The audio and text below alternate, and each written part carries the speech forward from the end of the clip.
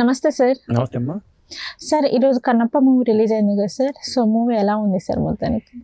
నేనైతే పొద్దున్నే చూశాను. ఓకే. అంటే నాకు కూడా ఎటువంటి అంచనాలు లేవు. రకరకాల ట్రోల్స్ గురైంది కాబట్టి సినిమాలో కంటెంట్ ఉండదేమోనని ప్రిపేర్ అయిపోయాను నేను కూడా. ఓకే. అంటే ఏమేమి ఉండదు కంటెంట్, ఎందుకంటే ఎప్పుడో రిలీజ్ అవ్వాలి సినిమా, వాయిదాలు పడుతూ రిలీజ్ అవుతుంది. అలా ఏ సినిమా అట్లా వాయిదాలు పడినా కానీ ఆ సినిమా మీద అంచనాలు తగ్గిపోతాయి. అవును. అదొక కారణం అయితే కొంతమంది ట్రోలర్స్ రకరకాలుగా ట్రోల్ చేయటం కానీ, మంచు ఫ్యామిలీ మీద ఒక నెగిటివ్ ఇంపాక్ట్ పడటం కానీ, ఇవన్నీ కూడా సినిమాకి మైనస్ అవుతాయి అనుకున్నాను. నేను కూడా ఎటువంటి అంచనా లేకుండా నాలాగే చాలా మంది కూడా వెళ్ళారు. కానీ సినిమా చూసిన తర్వాత మనకు ఆ ఫీల్ పోతుంది. అది అంచనా మనం తప్పుగా అనుకున్నాం అంటే సినిమాలో కంటెంట్ లేదని అబద్ధం, కంటెంట్ ఉంది. వాడు ఏమైతే అనుకున్నారో అది వాడి మాటల్లో వ్యక్తమైంది, అది సినిమాలో కనిపించింది. తేడా అయితే నాకు ఏమి అనిపించలే. వాళ్ళు ఏమైతే చెప్పారో అది ఎలా తీయాలనుకున్నా అలా తీశారు. అదేమ్మా. ఓకే. సో మొత్తానికి అయితే మూవీ అంటే అందులో ఆల్మోస్ట్ ఫ్యామిలీ యాక్ట్ చేశారు కదా సార్. మంచు విష్ణు ఫ్యామిలీ, అటు నాన్నగారు ఇటు మంచు విష్ణు, అలాగే ఆయన పిల్లలు కూడా యాక్ట్ చేశారు. సో ఎలా ఉందంటే సార్? స్టార్టింగ్ వాళ్ళ పిల్లలతోనే స్టార్ట్ అవుతుంది. ఇప్పుడు మంచు విష్ణు వాళ్ళ పాపలు ఇద్దరు కూడా డాన్స్ మూమెంట్స్ కానీ, తర్వాత మంచు విష్ణు వాళ్ళ బాబు చిన్నప్పుడు పాత్రని వాళ్ళ అబ్బాయి అతను కూడా కుర్రాడు కూడా బాగా చేశాడు. అతను కూడా మంచి భవిష్యత్తు ఉండేలాగా ఉంది. తర్వాత మరి మోహన్ బాబు గారు అంటే మనకు తెలిసిందే. ఫ్యామిలీలో వాళ్ళే చాలా మంది కనిపించారు. నా పిల్లలు 4 పిల్లలు, మరి వాళ్ళు ఫ్యామిలీలో వాళ్ళే ఒక్క మంది ఉన్నారు. అలాగే కథాపరంగా వచ్చేసరికి ఏమవుతుందంటే, సాధారణంగా భక్త కన్నప్ప అనగానే మనకి బాబు రమణాలది భక్త కన్నప్ప తెలుసు. మరి ఆ సినిమా ఏంటంటే ఒక భక్తి మూమెంట్ తో వెళ్ళింది సినిమా మొదటి నుంచి చివరి వరకు కూడా. ఆ కన్నప్ప ఉన్న మొదట్లో వ్యతిరేకించిన కానీ తర్వాత ఆ పాటలు, ఆ సినిమా అది ఒక డివోషనల్ టచ్ తో వెళ్ళిపోయింది. అంటే ఈ సినిమా మనకి స్టార్టింగ్ లో అలా ఉండదు. ఎందుకంటే ఆ గూడెం ఒక 5 గూడెలుగా మారిపోవడం కానీ, ఒక ఫ్యామిలీ వాళ్ళే 5 గూడెలుగా ఏర్పడటం, ఐక్యత లోపించడం అనేది మనకు చూపించాడు. వీళ్ళ మీదకి వేరే వాళ్ళు దండెత్తి రావడం, వాళ్ళని అటాక్ చేయడం కోసం వీళ్ళు సిద్ధం అవడం అనే కాన్సెప్ట్ పెట్టుకున్నాడు ఇక్కడ. అంటే అక్కడ వాయులింగం ఉంటుంది, వాయులింగం ఎక్కడ ఉండదో ఎవరు తెలియదు. దాని మహాదేవ శాస్త్రిగా మోహన్ బాబు గారు ఆయన ఒక్కడే భక్తుడిగా మహాదేవ స్వామివారిని కొలవటం అనేది మనకు చూపిస్తాడు. కానీ కన్నప్ప మన శివుడికి సంబంధించిన అంశం అంతా ఫస్ట్ హాఫ్ లో ఏమో కనిపించదు. అట్లా జరిగింది ఫస్ట్ హాఫ్ అంతా. అంటే మూవీ మొత్తం వాయులింగం గురించే ఉంటుందా సార్? ఫస్ట్ హాఫ్ లో తక్కువ, అంటే వాళ్ళు వేరే విలన్ అటాక్ చేయటం, దాన్ని ఎదుర్కోవడం మీదే ఉంటుంది. అంటే కన్నప్ప చిన్నప్పుడే తన మిత్రుని చంపడంతో దేవుడి మీద వ్యతిరేకత ఏర్పడుతుంది. దేవుడు లేడని అంటాడు. రాయి దేవుడు ఎలా అవుతాడనే కాన్సెప్ట్ తోనే స్టార్ట్ అవుతుంది. అంటే ఇక్కడ సాధారణంగా ఒక వ్యక్తి దేవుడు లేడు అని అన్నాడంటే అతను ఏదో ప్రభావం చూపించాలి. అది మనకి లింక్ పెట్టాడు. చిన్నప్పుడే తన ఫ్రెండ్ ని దేవుడికి అమ్మవారికి బలి ఇవ్వటం అనే కాన్సెప్ట్ మీద అతను ముద్రపడిపోయి దేవుడు లేడనే భావన వచ్చింది కన్నప్పకి అనేది చిన్నడికి అని చూపించారు. అది లాజికల్ గా ఎస్టాబ్లిష్ చేశారు. ఓకే. సో ఈ మూవీలో ప్రభాస్ క్యారెక్టర్ ఎలా ఉందంటారు సార్? సెకండ్ హాఫ్ లో మనకు కనిపిస్తుంది ప్రభాస్ పాత్ర, రుద్ర అనే పాత్ర.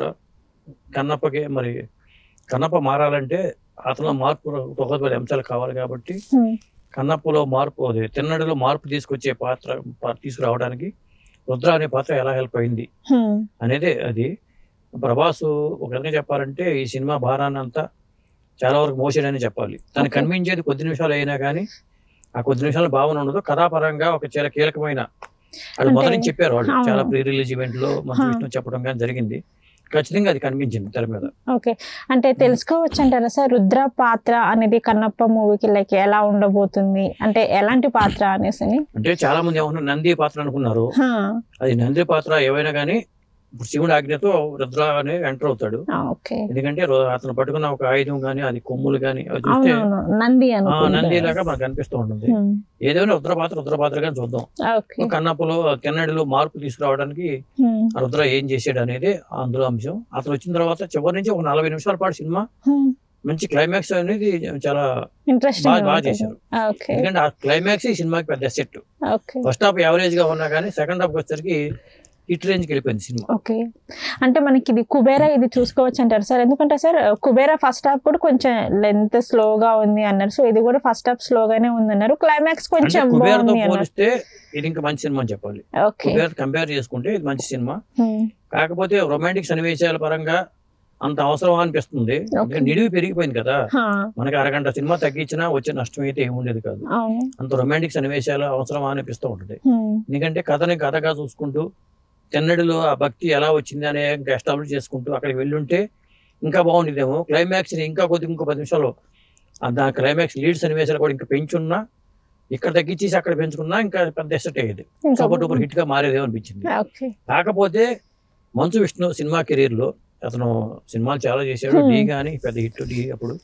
ఆ తర్వాత దూసుకెళ్తా గానీ అసలు అతని కెరీర్ లోనే పెద్ద హిట్ గా చెప్పాల్సి వస్తుంది. కన్నప్ప సినిమాని చెప్పాల్సి వస్తుందమ్మా. సో ఇది టర్నింగ్ పాయింట్. నటుడిగా కూడా ఎక్కడ అతను బ్యాలెన్స్ తప్పకుండా యాక్ట్ చేశాడు, మంచి మార్కులు కొట్టేశాడు, ఖచ్చితంగా అనుమానమే లేదు. మంచు విష్ణు అయితే మంచి మార్కులు కొట్టేశాడు. అలాగే ఈ సినిమా మొత్తం అంతా తన భుజస్కంధాలపై మోసింది ఎవరంటే ప్రభాస్.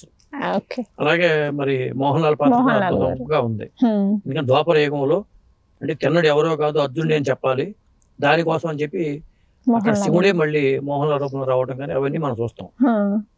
ఓకే సార్, ఇదంతా ఒకటైతే సార్ ఈ రోజు మనము మూవీ రిలీజ్ అయింది కాబట్టి మంచు మనోజ్ గారు సినిమాకి వెళ్ళేసి అంటే మూవీకి వెళ్ళేసి తను మూవీ చాలా బాగుంది, అన్నయ్య చాలా బాగా యాక్ట్ చేశారు, నాన్నగారు కూడా చాలా బాగా చేశారు, ఇంకా నాన్నగారి గురించి స్పెషల్గా చెప్పాల్సింది ఏం లేదు అని చెప్పేసి తను రివ్యూ ఇచ్చారనమాట.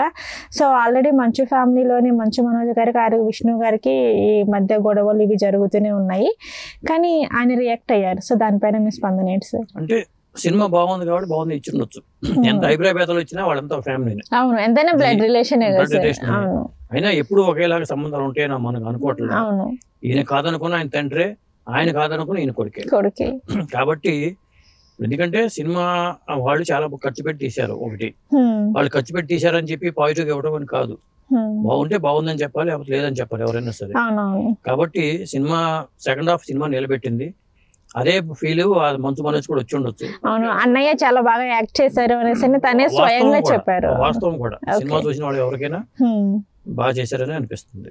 ఓకే ఓకే సార్, ఈ మూవీ మొత్తానికి మీరు ఇచ్చే రేటింగ్ ఎంత? 5కి అయితే నేను 3 ఇస్తానమ్మా. ఎందుకంటే ఆ సినిమా ఒక మంచి ప్రయత్నం, మంచు వాళ్ళు చేసిన మంచి ప్రయత్నంగా నేను చెప్పాల్సి వస్తుంది.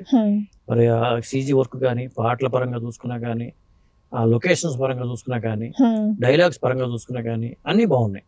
ఎందుకంటే సీనియర్ల రైటర్స్ హస్తం ఉన్నట్టుగా మనకు అనిపిస్తుంది.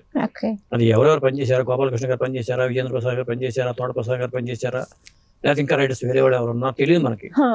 కానీ ఆ రైటర్స్ లో ఆ క్లైమాక్స్ సన్నివేశాల్లో కానీ వాడు కేర్ తీసుకున్నారు, అది ఖచ్చితంగా సినిమా మీద మంచి ఫలితాన్ని ఇచ్చిందని నా opinion. Okay sir, Kannappa movie అనేది ఎలా ఉంది అనే దాని గురించి అయితే మాకు చెప్పారు. నమస్కారం సార్. నమస్తే అమ్మా.